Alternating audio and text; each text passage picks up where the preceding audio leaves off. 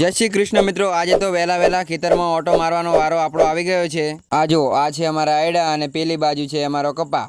પછી તો અચાનક થરા જવાનું નક્કી થયું એટલે સારા દેખાવા માટે સારા કપડાં પહેરવા જરૂરી છે। કપડાં પહેરું ત્યાં સુધી તો કાકો આવી ગયા અને અમે બે થઈ ગયા તૈયાર।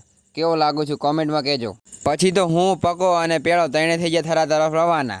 ફાઇનલી પહોંચી ગયા આપણે થરાની અંદર અને જોયું ત્યારે તો શું થરાની અંદર પૂર આવી ગયું છે।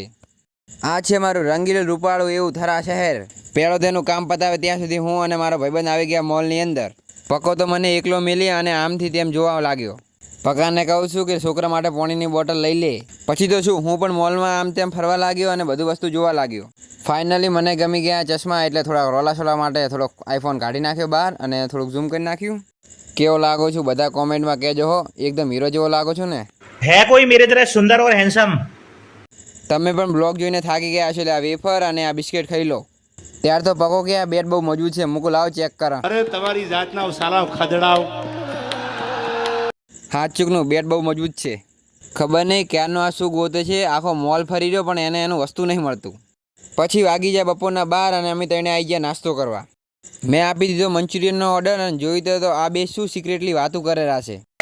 પૈસા ही पैसा होगा। આ લ્યો મંચુરિયન આવી ગયું અને હવે ખો। નાસ્તો કરી અને હવે અમે જઈશું સીધા અમારા ઘરે।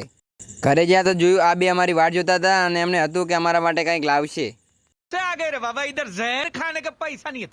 પછી બપોરનો આરામ કરવા માટે મસ્ત લીમડા નીચે હુઈ ગયો પણ આ તો હજુ પણ પૈસા ખાટેરા છે।